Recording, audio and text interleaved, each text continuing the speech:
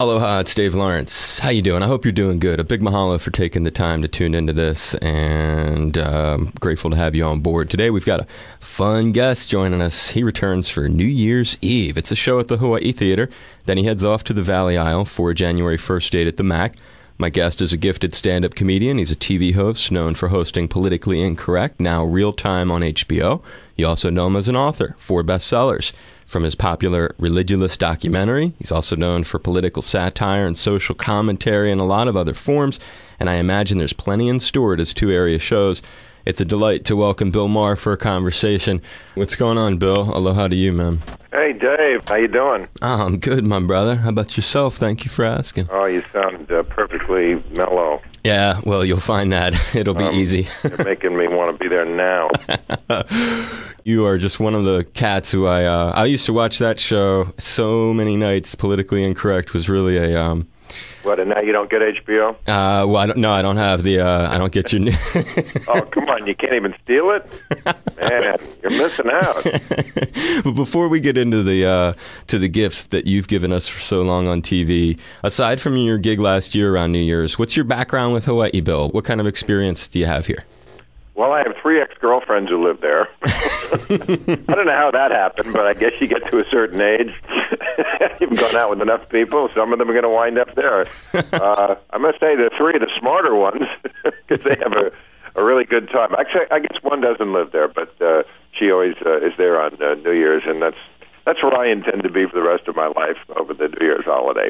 I intend to do this as long as they'll have me. Yeah, well, it's a smart way to look at it. Congrats on having the wisdom to do that. So, except for the chicks, were you coming here on vacation and stuff? Had you had any personal? Well, yes, I over the years, I think I first went there in 1988. And I'm a nervous traveler, just by nature. So, overseas travel always, especially in the age of terrorism, and I wouldn't even attempt to carry any wacky weed.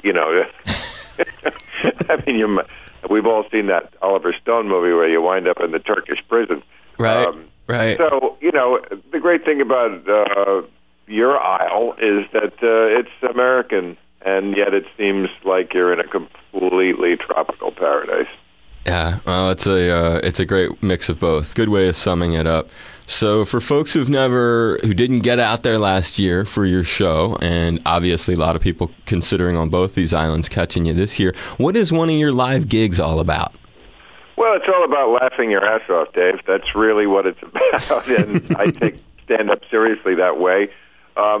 If you watch my show, you know that mostly what I'm interested in is what's going on in our world, in our country, our national affairs, our politics.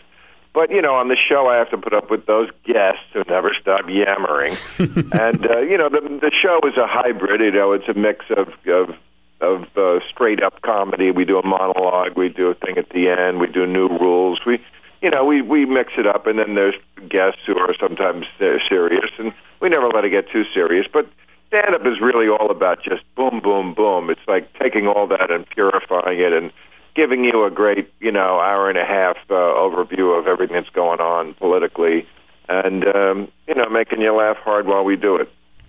You've got that gift of gab. As my old boss, I had this mentor in Boston, this famous afternoon DJ. He said, there's talking and there's waiting to talk.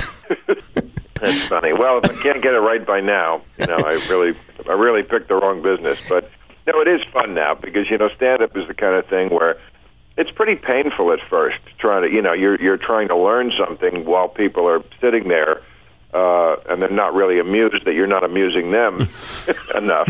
But if you stick with it and you get good at it, it's such a pleasure when they want you to do what you do and you want to do it for them. That thing about sticking with it, I read it was 79 when you first started doing the stand-up. Is that accurate? Oh, my God. I cannot... Is that real? To even hear that. I know. It's frightening me just saying it. Yeah, I mean, like I say, the good thing about it is, this is a craft. It's like being a gondolier builder. It takes 20 years to learn how to do it right. So I guess that's the saving grace about being around this long. Was there a moment where you realized that you had it, that this direction you had chosen was one you were going to stick with? Well, Well, I wanted to be a comedian when I was a little kid. I never wavered from that. I was probably 7 or 8 years old when I thought, oh, this is for me.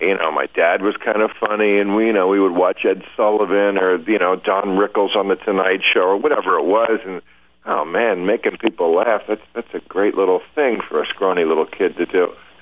So, it was the big transition, of course, is from making your friends laugh, which seems easy, to making an audience laugh, which you thought was going to be easy, but of course, actually is a very big transition. And then, you got to work your way up through the clubs and that period when nobody really knows who you are, so you have to win an audience over. That's the crummy part. But I don't think there was any aha moment other than just, I want to be funny. Right, I get it.